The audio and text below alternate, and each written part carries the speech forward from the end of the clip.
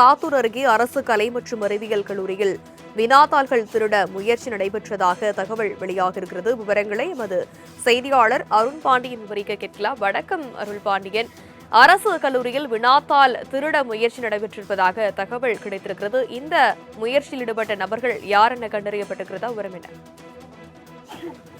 கண்டிப்பா. வணக்கம் தனலட்சுமி. விருதுநகர் மாவட்டம் சாத்தூர் அருகே மேட்டமலையில் அரசு கலை மற்றும் அறிவியல் கல்லூரியானது செயல்பட்டு வருகிறது.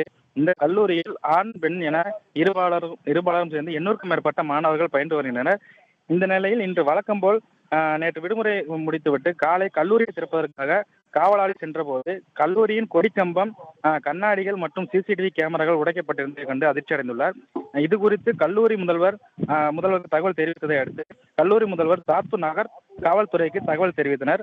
அங்கு வந்த போலீசார் சிசிடிவி கேமராக்கள் மற்றும் வீடியோக்களை வைத்து ஆய்வு செய்து வருகின்றனர்.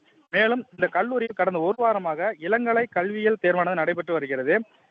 நேற்று விடுமுறை என்பதால் கல்லூரியின் கண்ணாடி மற்றும் சிசிடிவி கேமராக்களை கொடிக்கம்பத்தால் அடித்து உடைத்து கல்லூரி வினாத்தாள்களை திருட முயன்றுள்ளனரா அல்லது வேறு ஏதாவது திருடி சென்றுள்ளனா என்பது குறித்து சிசிடிவி வீடியோ போலீசார் ஆய்வு செய்து வருகின்றனர். தனலட்சுமி. சாத்தூர் அருகே அரசு கலை மற்றும் அறிவியல் கல்லூரியில் வினாத்தாள்கள் திருட முயற்சி நடைபெற்றதாக தகவல் வெளியாகியிருக்கிறது. விவரங்களை எமது செய்தியாளர் அருண் பாண்டியன் விவரிக்க கேட்கலாம். வணக்கம் அருள் பாண்டியன். அரசு கல்லூரியில் வினாத்தாள் திருட முயற்சி நடைபெற்றிருப்பதாக தகவல் கிடைத்திருக்கிறது. இந்த முயற்சியில் ஈடுபட்ட நபர்கள் யார் என கண்டறியப்பட்டிருக்கிறதா? விவரம் என்ன? கண்டிப்பா. வணக்கம் தனலட்சுமி. விருதுநகர் மாவட்டம் சாத்தூர் அருகே மேட்டமலையில் அரசு கலை மற்றும் அறிவியல் கல்லூரியானது செயல்பட்டு வருகிறது.